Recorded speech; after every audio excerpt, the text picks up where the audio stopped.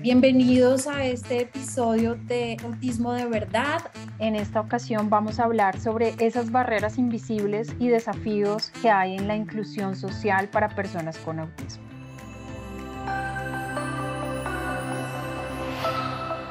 Te escucho mejor cuando no te estoy mirando.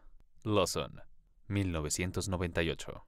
Entonces, para este tema hemos traído un súper invitado que es Óscar Urrego. Voy a dejar igual que él se presente y nos cuente un poco como de su historia y por qué él es una referente en temas de inclusión social para nosotros. Gracias por esta invitación. Soy psicólogo de profesión, tengo una maestría en desarrollo educativo y social de la Universidad Pedagógica y el CINDE. Llevo 20 años trabajando en todo lo que tiene que ver con inclusión social y laboral de personas con discapacidad intelectual y también personas con autismo. Y esto me ha dado la oportunidad de trabajar en una organización en la que también soy voluntario que se llama Best Buddies Colombia. Y bueno, en estos 20 años de experiencia como voluntario y como trabajador, he entendido cada vez más y he aprendido cada vez más sobre todo lo que implica la participación de cualquier persona y en este caso, pues las personas con discapacidad. Y en la medida que uno participa, pues eso permite reconocer todas esas habilidades y esas competencias que tenemos todas las personas para ser parte de algo, ¿no? Entonces, pues bueno, qué chévere poder compartir con ustedes esta experiencia y todo lo que pueda aportar para la gente que nos escucha. Es un placer tenerte acá y hablar de esto que nos une a los tres, porque los tres nos conocimos en el mismo escenario. En Autismo de Verdad, nosotros siempre ponemos como digamos que un panorama muy real, ¿no?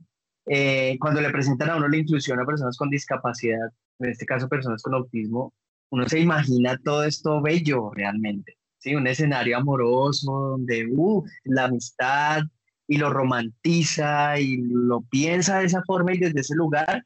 Y así mismo, pues nosotros lo expresamos pues, porque lo vivíamos de corazón a los voluntarios y Lina lo sabe. Y cuando uno está, digamos que adentro y metido, se da cuenta de una serie de retos que son bastante importantes. El primero, creería yo, es cómo encuentra o encontrar más bien personas, en este caso, que están dentro del espectro autista, que no tienen amigos. Y era un escenario tan raro y tan excluyente, como dije yo la vez pasada, accidentalmente, porque es una exclusión que a veces nadie se la busca, sino que simplemente pasa. ¿Cómo viste desde el principio ese fenómeno? Porque ese es un fenómeno social, que una persona con discapacidad no tenga amigos.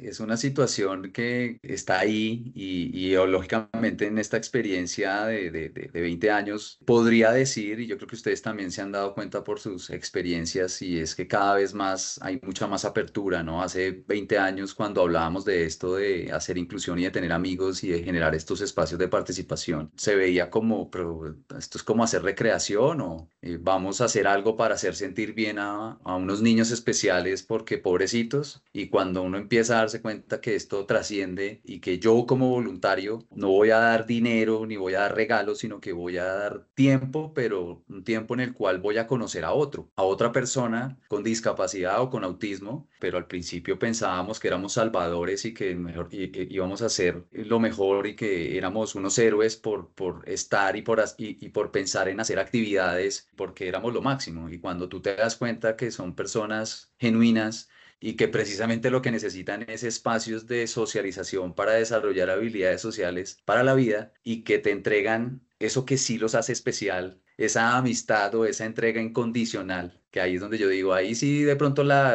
el concepto de especial cobra sentido.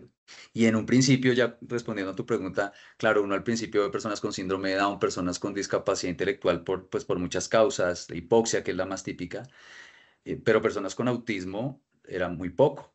Pero ahora tengo muchos amigos que tienen autismo o que también dicen que tienen Asperger es genial cómo uno empieza a generar esos lazos de amistad con personas que hace mucho tiempo o que todavía hay el imaginario de están en su mundo, no pueden participar, no pueden socializar. Y uno se da cuenta que en la medida que uno reconoce esas características y que uno ya entiende que tienen una forma de establecer un vínculo y se conectan con uno, eso es algo que me he dado cuenta cómo las personas que tienen autismo cuando empiezan a desarrollar habilidades sociales o las fortalecen, porque no es que no las tengan, uno ve cómo se sienten más cómodos compartiendo con otros y se rompe con ese imaginario de que son personas que están en su mundo y que definitivamente no pueden entender y ponerse en el lugar del otro, porque sí se logra. Es más, a veces empiezan a participar de manera, pues, muy tradicional como lo hace cualquier persona, porque empiezan a entender esos códigos sociales que solo se viven en la medida que participan. Ustedes que hablan tanto de este tema, actores, familiares, personas públicas que exponen que tienen hijos con autismo, pero que los describen como cualquier otro hijo, eso hace que se vuelva transparente, que se vuelva natural, que se vuelva algo de la cotidianidad y no algo extraño por allá como se veía hace 20 años. Entonces creo que eso ha sido algo importante que lo permite la participación y la inclusión. Y a mí me gusta mucho ese concepto o esa palabra que tú usas de participar. Me recuerda mucho también esa famosa frase de Berna Myers de la diversidad es que te inviten a la fiesta, pero la inclusión es que te saquen a bailar, ¿no? Cómo realmente eres partícipe de esta sociedad en todos los aspectos, porque no es solamente en el tema educativo, que ya lo hemos ahondado en otras oportunidades, en el tema laboral, sino que también digamos que las personas en condición de discapacidad o las personas con autismo, pues también tenemos los mismos derechos de entretenimiento, de tener una vida social, De un millón acuerdo. de cosas, digamos que en esos diferentes contextos en los que nos movemos, pues como seres humanos. ¿Cuáles crees tú que son esas barreras, digamos, que siguen existiendo en comunidades para que esas cosas sucedan? Porque a veces yo siento que no es solamente que la sociedad te lo dé, sino que uno también desde casa también encuentra unas barreras propias para poder fomentar esos espacios sociales en los hijos. Entonces, ¿cuáles siguen siendo como esas barreras que encontramos un poco en las comunidades al respecto? Algo que yo identifico en la cotidianidad de mi experiencia laboral también es la disposición y la actitud que tengo frente a eso que es diferente, ¿no? Esa mirada todavía se mantiene y eso es lo que hace, eso pone una barrera de inmediato para que precisamente cuando hay una persona que está trabajando, una persona con autismo, una persona con discapacidad o una persona accede a algún lugar, de inmediato pues viene ese imaginario y por eso pueden estar ahí, pero nadie cuenta con ellos. Y yo siempre lo digo, hay muchas personas que dicen que mi hijo ya entró a trabajar o yo quiero que trabajen o una empresa quiere que entren a trabajar personas con discapacidad y lo chévere es que ya se identifican muchas veces esas capacidades y esas competencias que tienen las personas con autismo y con discapacidad, ¿sí? Entonces, eso es interesante, pero a veces nos quedamos con ese objetivo. Listo, entro a trabajar y ya logramos, ya chuleamos, pero nadie los invita a almorzar, nadie los invita a tomarse una cerveza, nadie conversa con ellos para saber cómo están, porque a la final, pues cumplimos con hacer un favor o porque somos súper inclusivos, entonces chévere, pero llegar a vincular a esa persona en la participación es precisamente porque la barrera más frecuente es no sé cómo hablarle y es por el simple hecho de una desinformación que permea y que hace que se generen esas barreras para poder conversar con el otro. La gente prefiere evitar eso porque como también hay el imaginario que son más sensibles o que se van a sentir mal porque yo le voy a decir, oye, ven, creo que estás hablando mucho de este tema y a mí también me gustaría hablar de lo, o escúchame lo que yo te quiero decir. Y a veces eso hace que la gente diga, yo no le digo nada porque de pronto se siente mal, cometen errores, no hacen bien su trabajo y prefieren no decirles nada porque pobrecito, de pronto se va a sentir mal o no sé cómo decirle que se está equivocando. Y eso es algo que no tiene nada que ver con la discapacidad o con su condición. No lo estás haciendo bien y punto, pero no sé cómo hacerlo por el imaginario. Entonces creo que ahí el tema de la desinformación y la actitud frente a ese otro diverso es lo que se mantiene. Sí, y mira que ahora que estabas diciendo eso, caigo en cuenta también que ese tema social también empieza a generar mucha enfermedad mental en las personas con autismo. Entonces ya no tienes solamente la condición, sino empiezas a generar depresión, ansiedad, o sea, otro tipo de comorbilidades, pues porque finalmente esa parte social también es importante, ¿no? Entonces, claro, si tú estás, tú puedes tener un trabajo, lo que tú decías ahorita, pero si todos los días llego a mi trabajo, nadie quiere hablar conmigo, me siento a almorzar solo, esa parte social no es algo como tan light, pues, por decirlo de alguna No, forma, sino que es algo bastante, incluso a veces hasta más importante que otras cosas, ¿no? totalmente. El tema social para cualquier persona, con o sin discapacidad, el desarrollo de esas habilidades, pues son pues las herramientas que tú tienes para vivir en cualquier ámbito de la vida. En la medida que tú reconoces que estás en un grupo, pues trabajas en equipo. Entonces, ¿cómo afronto y cómo resuelvo conflictos? Que esa es otra de las variables que a las personas con discapacidad y con autismo les cuesta mucho. Pero eso ha sido culpa de la cultura y de lo que nos han enseñado de la discapacidad, ¿no? De la sobreprotección, de tenerlos ocupados por el imaginario de que pues como nunca van a trabajar porque pues como no pueden, como es impedido o como tiene una discapacidad, entonces pues ¿para qué? Y cuando esa base no está, pues es muy difícil pues estos niveles de ansiedad, ¿no? Además que cuando empiezan a involucrarse y cuando empiezan a participar, pues, y empiezan a conocer cómo es la vida real, pues también se dan cuenta que, bueno, pues esta persona me cayó bien y quiero hablar con ella, pero entonces soy intenso y no entiendo que de pronto está trabajando y le empiezo a escribir muchas veces o mucho por WhatsApp, le mando muchos mensajes o lo llamo muchas veces, pero es porque yo no entiendo lo que es el límite, nadie me ha hablado de eso. O si me enamoro de alguien, no sé cómo manejar esas expresiones de amor, pues porque nunca me han hablado de eso, porque a mí me dijeron que yo nunca iba a poder hacer eso. Y de un momento a otro, cuando se enfrentan a la inclusión laboral, social, pues como que reciben toda esa información y no saben qué hacer, y ahí es donde vienen muchos problemas de salud mental en la población con discapacidad, que es algo en lo que nosotros nos enfrentamos mucho. Hay un tema que yo experimenté en carne propia y es que el cuidado del otro cuando se tiene discapacidad cambia, ¿no? Claro, uno entiende que es raro porque nunca no es su sitio, no porque no lo pertenezcan, sino porque no se ha abierto esa posibilidad, a veces desde el primer escenario que es el hogar, ¿sí? No los incluyen, pasan un montón de cosas que lo que hacen es cerrar ese círculo y lo que tú dices, Oscar, es totalmente cierto, cuando se enfrentan, de por sí la vida social ya es difícil. Imagínate para una persona que no tiene la experiencia, porque coincido con ustedes, es experiencia lo que se necesita muchas veces, no todos los casos son los mismos. Tener amigos me parece a mí un hilo tan sensible y tan íntimo que me parece que sí es algo que se pueda y que se deba hacer. Sin embargo, los retos me parece a mí que son gigantes, son enormes y que lo social, como dice Lina, viene a ser si no es de las cosas más importantes que existen en el ser humano para completarlo y para que le ayuden a moverse en todos los escenarios de su vida. Entonces, yo tengo una pregunta para Lina, específicamente. ¿Tú cómo ves ese tema? Pero a mí me gusta mucho el término de los amigos. Tener amigos me parece a mí que es una cosa valiosísima. ¿Cómo ves tú eso como mamá?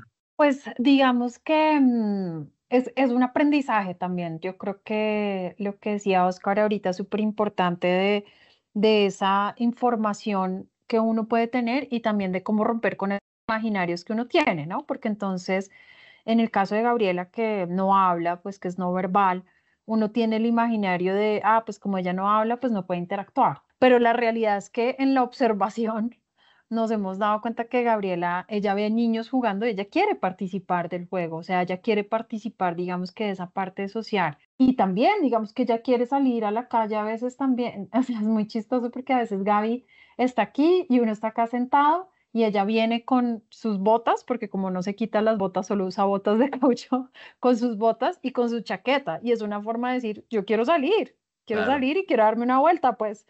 Y en el caso de Simón, creo que es lo que decía ahorita Oscar.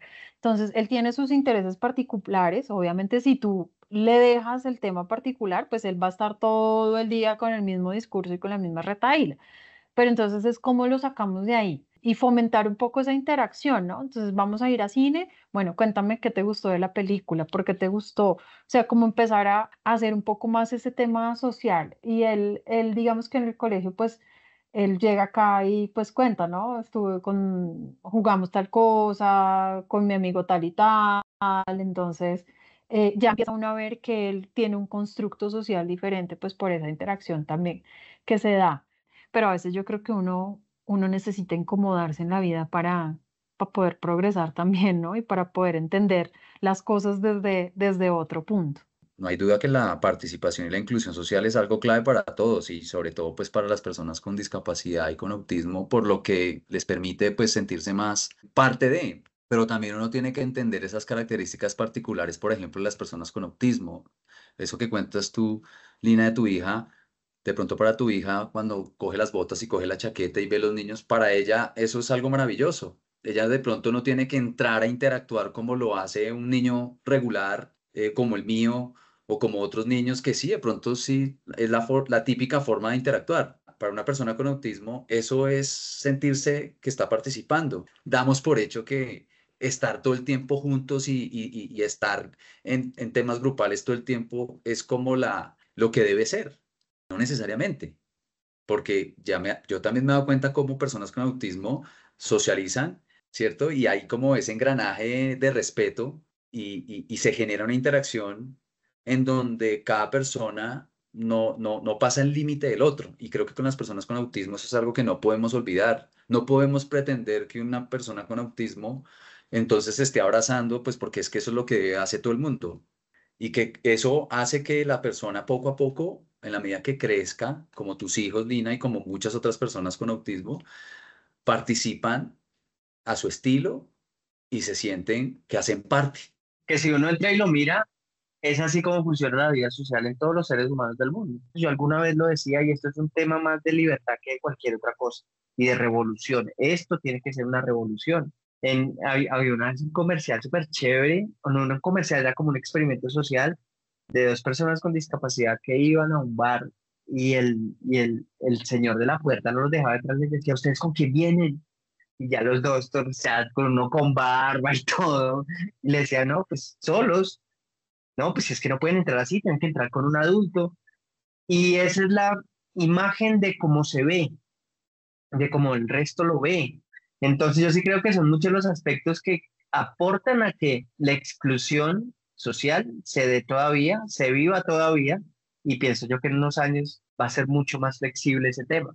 Una persona que conocí que está entre el espectro me escribió a compartirme unas cosas súper interesantes y yo no pude contestar porque estaba en el trabajo y me escribió al rato. Yo sí pensé que tú eras diferente, pero eres igual a todo el mundo, me estás excluyendo, qué mal. Yo le expliqué y después él me dijo muy pilo, me dijo: ¿crees que hice mal al escribirte eso? Porque no lo entiendo bien. Le dije: sí, sí, porque pues yo no te estoy haciendo nada, pero entiendo que lo hayas malinterpretado. Y pienso que eso forma parte de construir ese tipo de relaciones sociales. Eso me llevo yo de esta noche. Hay que construir más relaciones sociales desde la amistad, que es desde lo más básico del mundo, desde venga y nos comemos un helado, venga y nos tomamos una cerveza. Y esto cobra mucho más sentido y se abona más cuando se trabaja esto desde pequeños. Entonces es ese dilema entre cuidar, pero yo también quiero que viva, pero ¿qué hago? Es mucho más difícil cuando la persona con discapacidad con autismo ya es un adulto. Y cuando digo un adulto, ya es 25, 30 años.